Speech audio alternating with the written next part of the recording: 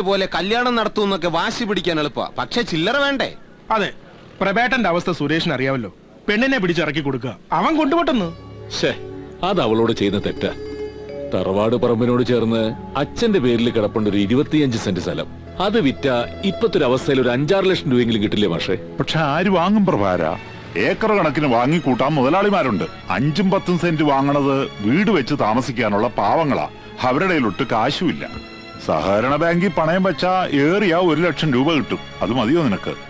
ഏത് സമയത്തും കാശെടുക്കാൻ പറ്റണ ഒരാളെ ഈ നാട്ടിലുള്ളൂ. ആരാ? പ്രസിഡന്റ് അവറാച്ചൻ.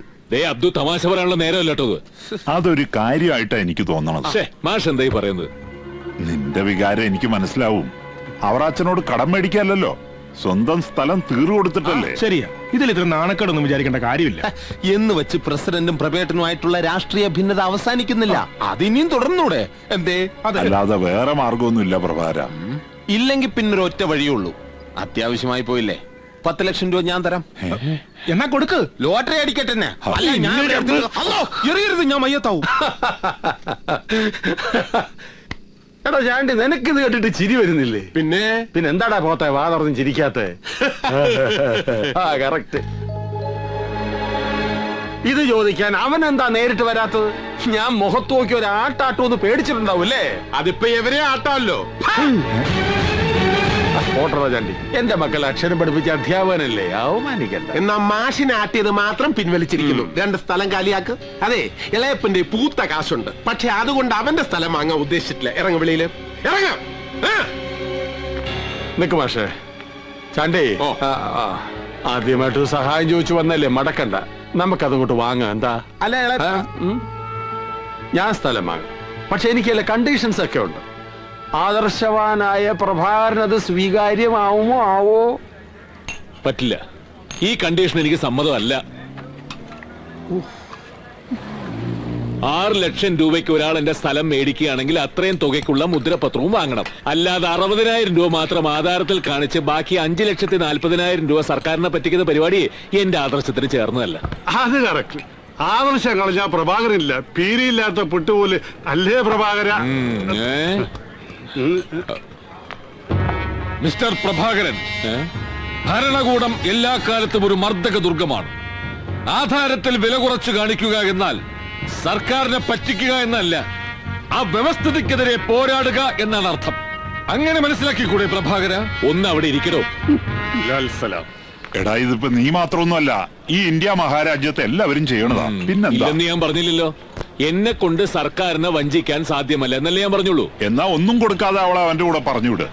അവൻ ആവശ്യപ്പെട്ടിട്ടല്ലോ ഇത്രയും സ്വർണവും പണവും അവക്ക് കൊടുക്കാന്ന് നീ പറഞ്ഞത്. അതെങ്ങനെയാ മാഷെ? ഒന്നുമില്ലാതെ ഞാൻ അവളെ പിന്നെ... അതെ, പറ്റില്ല. അതുകൊണ്ടാണല്ലോ തൽക്കാലം ഈ വഴി അനുസരിക്കാൻ ഞങ്ങൾ പറഞ്ഞത്.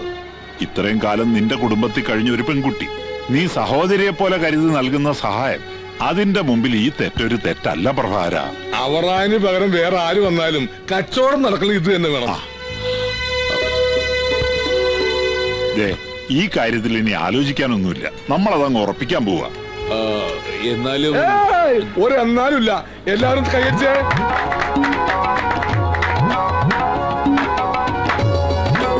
ഗതികേട് കൊണ്ടാണെങ്കിലും താങ്കൾ ഒരു വിപ്ലവ പ്രവർത്തനത്തിൽ പങ്കാളിയായി. അഭിവാദ്യങ്ങൾ.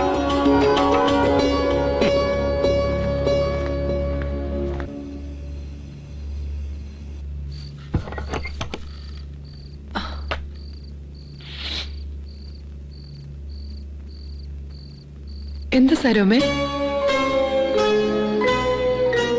എന്തു പറ്റി? നാളെ നിന്റെ കഴുത്തിലും കയ്യിലും എല്ലാം സ്വർണ്ണപ്പണ്ടം ഉണ്ടാവൂലോ എന്ന് ആലോചിക്കുമ്പോ ഒരു സന്തോഷം. നാളെ പ്രഭാകരന്റെ അച്ഛന്റെ പേരിലുള്ള സ്ഥലം കച്ചോടാ. അത് കഴിഞ്ഞാ നിന്നെയും കൂട്ടി ടൗണിലേക്ക് പണ്ടം എടുക്കാൻ പോവും. അടുത്ത ആഴ്ച നല്ലൊരു മുഹൂർത്തം നോക്കി അമ്പലത്തിൽ വെച്ച് കല്യാണം. അറിഞ്ഞാ വല്ല മുടക്കം പറഞ്ഞു വന്നാലോ എന്ന് കരുതി ഇവിടെ ആരെയും അറിയിച്ചിട്ടില്ല. പക്ഷെ അമ്മേ, ഞാൻ സുരേഷ് നല്ലവനാ, നല്ല അധ്വാനി. ഒരു വീട് വയ്ക്കാനുള്ള ബദ്ധപ്പാടില്ലാത്രേ അവൻ. ബാക്കി പൈസ അവനെ ഏൽപ്പിക്കാന്ന പ്രഭാകരൻ പറഞ്ഞേ.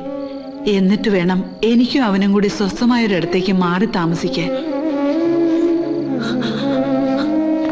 നിന്റെ കാര്യത്തിൽ എനിക്കൊരു പേടിയുണ്ടായിരുന്നു. അതിപ്പോ മാറി. എന്റെ മോൾക്ക് നല്ലതേ വരൂ എന്നും.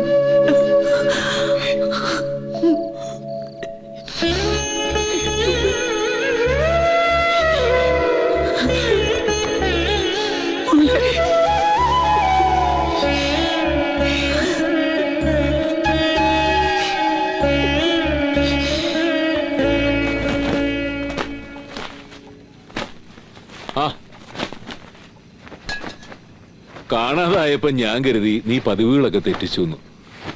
സാരമില്ല, നീ പോയാലും അമ്മ ഇവിടെ ഉള്ളപ്പോ എന്റെ പതിവുകളൊന്നും തെറ്റില്ല. എന്തു പറ്റി എന്റെ കേളമ്പാറ്റയ്ക്ക്? എന്നെ ഒരു നരകത്തിൽ നിന്ന് രക്ഷപ്പെടുത്തുകയാണെന്ന് അഭിമാനിക്കുന്നുണ്ടാവും അല്ലേ പ്രവേട്ട? ആ ഇല്ല, അതില്ല. രക്ഷപ്പെടുകയാണെങ്കിൽ അത് ഈ വീട്ടിൽ ഒരാളോടൊപ്പമായിരിക്കുമെന്ന് കുറെ ദിവാസ്വപ്നം കണ്ടു. അത് വിട്ടിത്തുപോയല്ലേ പ്രവേട്ട?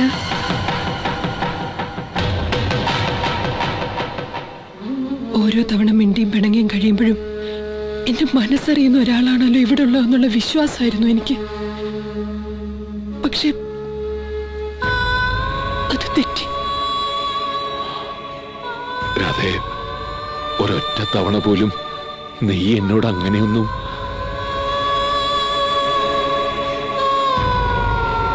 പറഞ്ഞു ഒരുപാട് തവണ. പക്ഷെ അതിന് ശബ്ദം ഉണ്ടായിരുന്നില്ല. അത് കേട്ടിരിക്കുമെന്ന് വിചാരിച്ച് ഞാൻ വിട്ടിയായി. വീട്ടുകാര്യത്തിലായാലും നാട്ടുകാര്യത്തിലായാലും പ്രഭേട്ടൻ അവനോനെ തന്നെ കാണാറുള്ളൂ. അതുകൊണ്ട് മറ്റുള്ളവരെ തിരിച്ചറിയാനാവില്ല ഒരിക്കലും.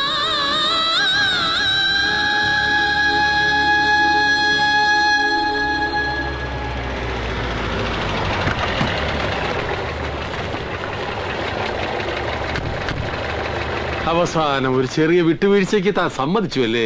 സന്തോഷം. കണ്ടേ, ആകാശം കൊടുക്കും. മാഷേ, ആ പൈസയും മേടിച്ചു. എന്റെ പണം കൈകൊണ്ട് തൊട്ടാൽ അശുദ്ധമായി എന്ന തോന്നല് വേണ്ടാഞ്ഞിട്ടാവും. ചണ്ടേ, മാഷയുടെ കൊടുക്കും. മാഷേ, ഇനി എല്ലാവരോടുമായി എനിക്കൊരു കാര്യം പറയാനുണ്ട്. കാലങ്ങളായിട്ട് ഞാൻ ഈ പഞ്ചായത്തിന്റെ പ്രസിഡന്റാണ്.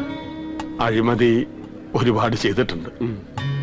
കാശുണ്ടാക്കാൻ പല നക്കിത്തുരവും കാണിച്ചു.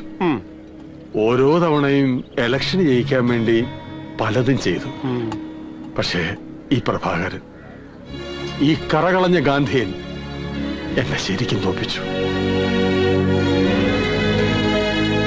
അതേ പ്രഭാകര, കയ്യിലുള്ള ഒരു തുണ്ട് ഭൂമി പോലും മറ്റുള്ളവർക്കായി വിട്ടുകൊടുത്തിട്ട് തെരുവിലേക്ക് ഇറങ്ങിപ്പോയാലുള്ള ഈ മനസ്സിന്റെ വലിപ്പം ഞാനിപ്പോഴറിയില്ല.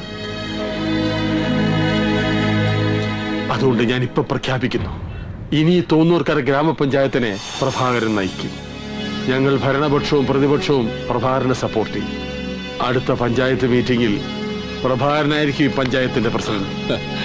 വേണ്ട അവറാച്ച, അവറാച്ചന്റെ മാറിയ മനസ്സുണ്ടല്ലോ, അത് തന്നെ ധാരാളം. ആയിക്കോട്ടെ, എന്നാൽ നീ എന്നോട് ക്ഷമിച്ചു എന്ന് പറയണം. ആ ഗ്യാപ്പിൽ എന്നോടും ക്ഷമിച്ചു എന്ന് പറയണം. ചിരിച്ചു ചിരിച്ചു. അപ്പൊ ക്ഷമിച്ചു എന്ന് ഉറപ്പായി. അതെ അതെ, എന്നാ നമുക്ക് അങ്ങോട്ട് ഒപ്പിട്ടാലോ? അമ്മയും രാധയൊക്കെ അവിടെ കാത്തു നിൽക്കുന്നുണ്ടാവും. മാഷ അവരെ കൂടി സ്വർണ്ണക്കടയിലേക്ക് പൊക്കോളൂ, ഞാൻ എത്തിക്കോളാം. പ്രഭാകരനെ ഞങ്ങൾ ഡ്രോപ്പ് ചെയ്തോളാം. വരും. ശരി മാഷ.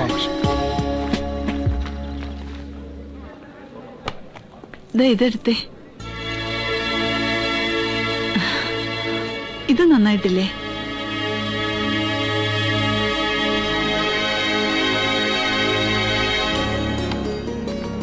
ആഹാ, ഇതുവരെ കഴിഞ്ഞില്ലേ? കഴിഞ്ഞു. കാശ് കൊടുത്താ ഇറങ്ങാം. കൊടുക്കായിരുന്നില്ല മാഷേ? നീ വന്നിട്ടാണെന്ന് കരുതി. ഓ, ബില്ല് എഴുതി. ശരി സാർ, കൊടുത്തിട്ട് വരാം. സാർ. ഓ,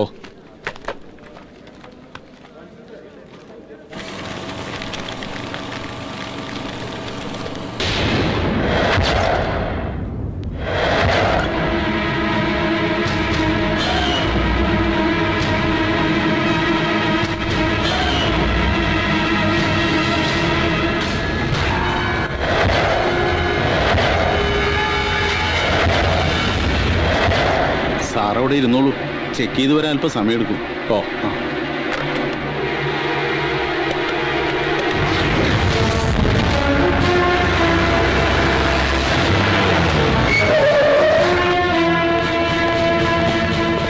ആരാ? ആ സോഫയിലിരിക്കുന്ന ആളാ.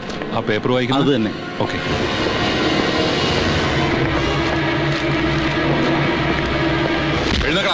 എഴുന്നേക്കാൻ സ്വർണവും കൊണ്ട് കടന്നു കളയാമെന്ന് കരുതി അല്ലടാ? അയ്യോ സാറേ, എന്താ ആരനിക്കതല്ലേ? അതോ മോന്റെ കൂടെ നിങ്ങൾക്ക് വഴിയാണോ? നടക്കണം.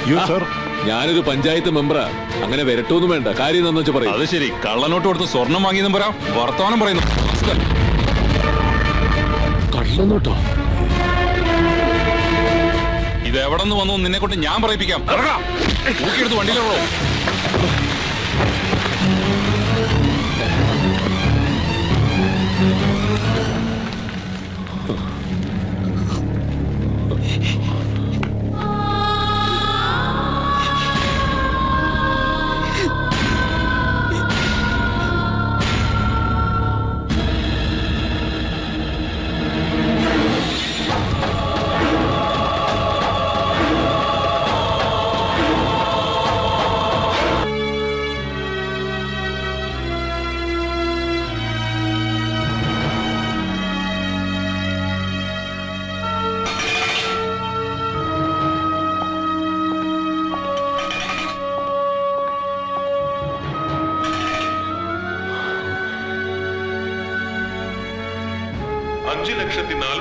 രൂപയുടെ കള്ളനോട്ടുകളുമായി നഗരത്തിലെ ഒരു ജ്വല്ലറിയിൽ വെച്ചാണ് പ്രഭാകരനെ പോലീസ് അറസ്റ്റ് ചെയ്തത്.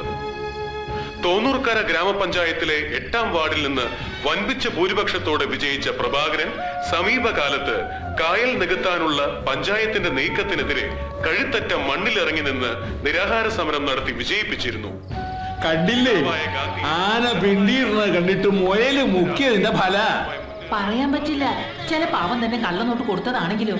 ശരിയാ, ഈ സമരവും രാഷ്ട്രീയമൊക്കെ കള്ളത്തരത്തിന് നല്ല മുറയില്ലേ?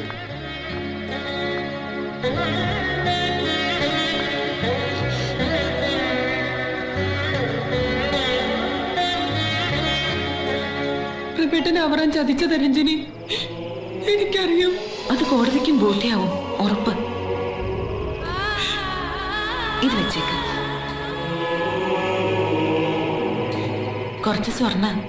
നിന്റെ പ്രഭേട്ടം വിചാരിച്ച പോലെ ആയില്ലെങ്കിലും അത്ര മോശമാവാൻ പാടില്ല നാളത്തെ നിന്റെ കല്യാണം. വേണ്ട, ഇനി അങ്ങനെ ഒരു ചടങ്ങുണ്ടാവില്ല. വേണം രാധേ. ചില കാര്യങ്ങൾ ഒരു തവണ മുടങ്ങിയ പിന്നെ ഒരിക്കലും അത് സംഭവിക്കില്ല. പക്ഷെ മോളെ, ഇല്ല, ആരും അറിയില്ല. ഇങ്ങനൊരവസ്ഥയില് നാളെ തന്നെ രജിസ്റ്റർ മാരേജ് കഴിക്കാൻ സുരേഷ് തയ്യാറായില്ലേ? ആ നല്ല മനസ്സിന് മുമ്പില് ഇതൊന്നും ഒന്നുമല്ല. രാധയ്ക്ക് നല്ലതേ വരൂ.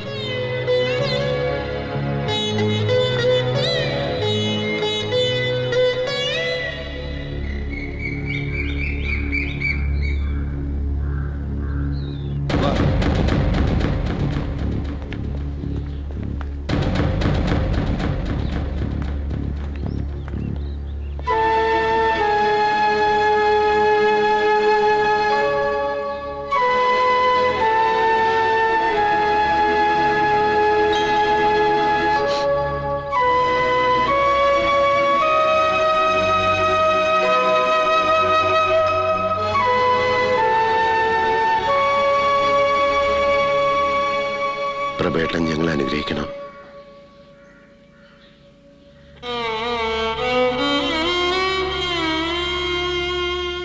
തിടുക്കായി പോയി എന്നറിയാം, എന്നാലും പ്രഭേട്ടൻ വരുന്നവരെ കാത്തു നിൽക്കാറുന്നത്. സാരമില്ല, നന്നായി. ഒരുപക്ഷെ പ്രഭേട്ടൻ പുറത്തു വന്നില്ലെങ്കിലോ? ഇപ്പൊ കുറ്റക്കാരനാണെന്ന് സംശയമുള്ളൂ. നാളെ കോടതി വിധിക്കുന്നതോടെ പ്രഭാകരൻ ശരിക്കൊരു കള്ളനാവും.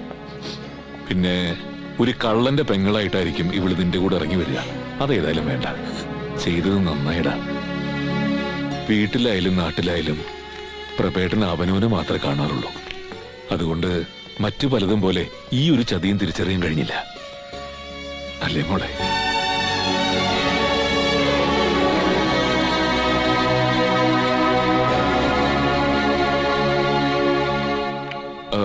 നിങ്ങൾക്കൊക്കെ ഞാൻ ഒരുപാട് നാണക്കേടുണ്ടാക്കിയല്ലടാ. പ്രധാനം പറ, ഈ ഒറ്റിന് പകരം ഞങ്ങൾ എന്താ ചെയ്യേണ്ടത്?